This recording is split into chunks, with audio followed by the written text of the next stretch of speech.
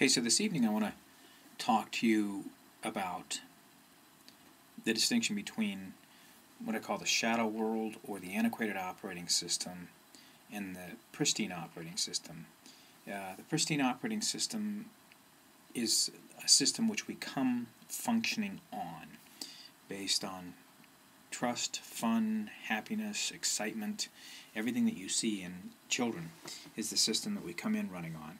And the antiquated system is a learned system, an enculturated system, a system that takes a huge amount of our intelligence to learn. And it's based on fear, false evidence appearing real. And that is the last vestige of that system. And if we can keep the human system in fear, it is very, very difficult for them to get out of mediocrity and out of the shadow world, what Jung calls the shadow world, and into higher states of awareness, which will allow them to live a more free and fun life. Now at the bottom, in the base chakra, is based on trust or fear. And again, the fear is a learned phenomenon, false evidence appearing real. When we come onto the planet, we have two basic fears, the fear of falling and the fear of loud noises.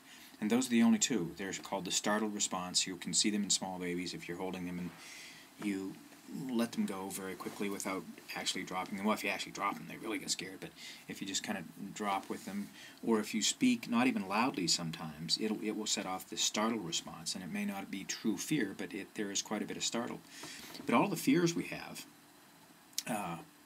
fear of whether Osama bin Laden is really alive or dead, fear of whether he really ran into the buildings or not, fear that he's going to run into our buildings, fear that the American dollar is going to completely collapse, fear that it's going to go on, fear that all these fears that somebody's going to take our house, fears that we're going to die, fears that we're not going to live, which very few people seem to have. They don't spend enough much time really attempting to live. They spend more time, it seems, in fear. But this fear is a grappling sometimes thing, but it's all learned.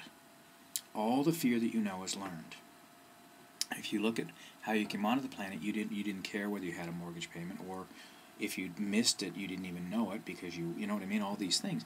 So the distinction between fear and trust is a rocky one and a real good one. But we go out and we learn to move our lives based on fear. We don't really trust because when we get to be about a teenager, we can't really trust. We don't know what to trust. My father was real fortunate. My father was a musician from the time he was a kid. He was a prodigy. He could play any instrument in the world except, I guess, the bagpipe. He said he never got a handle on that. And his last name was MacKenzie, so I don't know if that's ironic or not. But, and yet my father, even though he knew what he came here for and did that mostly, later in life he did other things, but he could never get a handle on his happiness. In fact, he committed suicide, so I presume he was pretty unhappy. And he was always searching for something and didn't really have a solid trust in life, in the system, in religion, in a lot of things. And he imparted to me some skepticism and some of that lack of trust, but then 22 years ago, I found there was really only one thing to trust, and that's me. When I found me and found out how happy I was and how much I really liked life and liked living this life, it was quite easy to trust me. And I'd become a chiropractor. I liked being a chiropractor. The exploration into the human physiology was huge, especially with kinesiology, because when you're a kinesiologist, you can, when people come in, if you don't know what's going on, you can ask the body, and if the body answers you, a lot of times people get better. And this is what I say: I can fix most anything if the body answers me. If I can co-create a phenomena where people want to get better, then a lot of times we can co-create a process that fixes them. I don't do the fixing, of course; they do that. But the fear, if you stop and look around, if you just stop and look, for years when I was in my own practice, I had this fear. Everyone would say, "Oh, your credit rating." Right? And I was scared to death of this thing called a credit rating, even though I didn't understand what it was. I didn't know whether I had a good one or a bad one. I knew when I needed money, I would go to the bank and they would usually lend it to me. They seemed to be very willing to put me further in debt. But when I really, really, really needed it, they didn't really seem to want to talk to me. But by the time I was late 20s, I was a young chiropractor, somebody said, I'll bet you're almost $250,000 in debt. And I thought, meh, sure. Then I looked at the numbers, and it was close.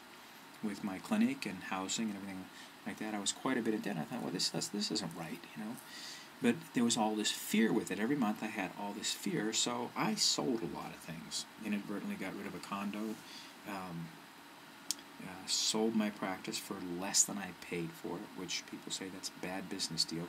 But I walked away from something that had made me a good living, I had had a lot of fun with, and I walked to my life. I could trust me enough to walk to the life I wanted to live. And this life is much more exciting, much more fun. Yes, there's still fear with it. I still have fear about certain things, but a lot of things I just dismiss. I don't worry about credit ratings anymore because I don't understand them anymore now than I did then. And it seems to be the more money I pay back, the less they enjoy giving me credit. So I don't worry about it. All the other fears when I read all the oogie boogies on the news. Oh, oogie boogie. Drug dealers at the Mexican border. Oogie boogie. Don't go to Egypt. I somehow seem to find people, like last week, oogie boogie, don't go to Egypt because of what's going on there. Last weekend I was here in Switzerland. I was working with a young man, and he'd spent a month recently in Egypt. I said, what's it like? He said, it's really cool. But not according to the reports, not according if you listen to people. Trust is listening to yourself, getting signals from you, following those signals, and when you get in a lot of fear, having the sense to stop and look around to see if it's real, if it's rational, or even if it's yours. One of the things that we'll look at more thoroughly as we go along is the fact that people can impact one another. And if you're in a crowd, it's the mob mentality. If you're in a crowd that is in a lot of fear, then you're going to start to sense that fear. If you can have the sense to stop yourself, to look and see, wait a minute, is this my fear? Then there can be the capacity to do just that. Look at it for what it is, an illusion, and step to trust and have fun. That alone will help activate the pristine operating system and lead to a more fun, happier, more productive life. Thanks. Have fun.